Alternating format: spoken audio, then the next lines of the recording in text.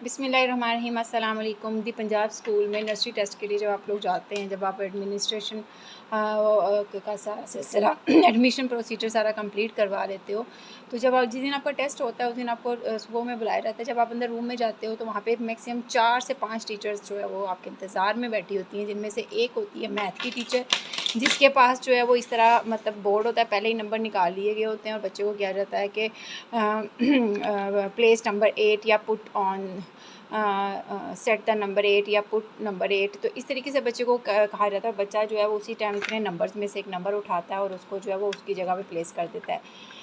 और इसी तरीके से जो फिर साथ उसे काउंटिंग करने के लिए कहा जाता है। कुछ चीज़ें जो है वो उसके आगे रख दी जाती हैं, रबर्स, बोतल, कुछ भी जो है वो, और उसे कहा जाता है कि इनको काउंट करें। और वो मतलब कैंडीज़ भी हो सकती है, कुछ भी इस तरीके से दे दिया जाए, बच्चे को काउंट करने के लिए कहा जाता है। उसके बाद जब वो मैथ के पास से जो है वो इंग्लिश के पास जाता है, इसी तरह इंग्लिश के पास भी इस तरह एक वुडन पज़ल होगा और वो जो है वो इंग्लिश के नंबर, वो इंग्लिश के अल्फ़ाबेट्स इस तरह निकाल लिए होंगे उन्होंने, और जो है वो बच्चे को कहा जाएगा जी इसी तरीके से कि प्लेस करें नंबर एस को, जे को, ए को, मतलब वो पुट करेगा बच्चा जहाँ पे है।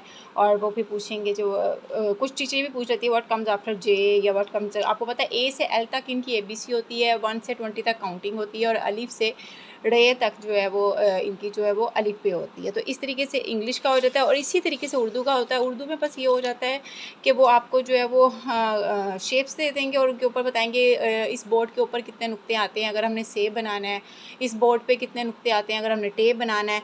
तो वो बच्चा जो है वो उसके आगे जो डॉट्स भी बने होंगे और वो हर चीज़ पड़ी होगी, तो वो उठा के जो है वो प्लेस करेगा और बताएगा जी जी ये है, तो इस पर इतने डॉट्स आएंगे। और ये इस तरीके से फिर आखिरी जो डेस्क, एक आखिरी से पहले सेकंड लास्ट से पहले जो सेकंड लास्ट जो डेस्क है उस पर जाके जो है वो राइटिंग करनी होती है। वहाँ पे इंग्लिश, उर्दू, मैथ तीनों एक पेज पे होता है और बच्चे ने जो है वो कॉपी करके जो है वो लिखना होता है। तो वो देखते हैं कि बच्चे की राइटिंग किस तरीके की है। फिर लास्ट में जो आ जाता है वो आता है रीजनिंग। रीजनिंग में क्या होता है, वो आप एक बॉक्स उनके पास होता है, ठीक है, कोई भी शू बॉक्स उन्होंने लिया होता है। वो बच्चे को पहले शू बॉक्स में से एक एक करके तमाम चीज़ें दिखाते हैं, जैसे कि चाबी, पेन, कैंची, वो उन्होंने अपनी लिस्ट में नाम दिए होते हैं तमाम चीज़ों के कि ये वाली चीज़ें आपने याद करवानी है। हर साल जो है वो जब टेस्ट से पहले उनका स्केजुअल आता है उसमें उन्होंने टेस्ट के अंदर जो जो आना है वो सब बताया होता है। फिर एक कंघी हो जाएगी और उसके बाद जो है वो शार्पनर, ठीक है, कुछ भी घड़ी। अब क्या होता है, वो मैक्सिमम 7 से 10 चीज़ें होती हैं, वो तमाम चीज़ें पकड़ती हैं और जो है ना बॉक्स में डालती हैं। साबुन भी होता है, स्केल भी होता है। बॉक्स में डालने के बाद थोड़ी सी बच्चे से बातें करेंगी इधर उधर की, कलर कौन सा पहनना है, आपका नाम क्या है, अच्छा जी आप मम्मा से प्यार करते हो, बाबा से प्यार करते हो, मतलब कोई भी अनरेलिवेंट क्वेश्चंस होते हैं जो सिलेबस से हट के। तो उसके बाद वो पूछेंगे अच्छा मुझे बताएं बॉक्स में कितनी चीज़ें हैं। अब अगर बच्चा उसमें से 7 में से 5 आइडेंटिफाई करता है या 7/7 करता है या जी 10 में से 8 करता है, तो वो बच्चे की भी रीजनिंग उन्होंने काउंट करनी होती है कि बच्चे की मेमोरी कितनी है, ठीक है, वो कितना स्टोर कर सकता है, चीज़ को स्टोर करने के बाद कितनी चीज़ें आपको बता सकता है।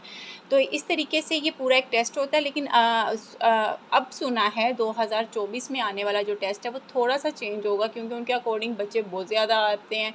और जी रजिस्ट्रेशन आपको पता है उन्होंने इतने बच्चों की ये होती है, मैक्सिमम अगर उन्होंने 100-150 बच्चा एक कैंपस में लेना है नर्सरी से, तो रजिस्ट्रेशन जो फ़ी वो एप्लीकेशंस होती हैं वो 2-3 हज़ार ये जमा कर लेते हैं, ठीक है। उसमें से फिर इन टाउनशिप कैंपस में मेनली मोस्टली ये होता है कि ये कहते हैं 40/40 या 50/50 वाला ही बच्चा हमें चाहिए। बहुत ज़्यादा स्ट्रिक्ट चेकिंग की जाती है, स्ट्रिक्ट किस्म से जो है होता है। लेकिन आपको लेकिन टीचर्स का बिहेवियर बड़ा अच्छा होता है बच्चे के साथ जब टेस्ट ले रही होती हैं।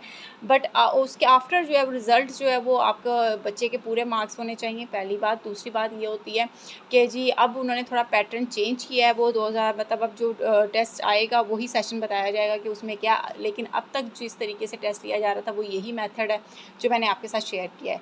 होप सो आज की वीडियो आपको समझ आई होगी, अच्छी लगी होगी। अगली वीडियो तक के लिए अल्लाह हाफ़िज़।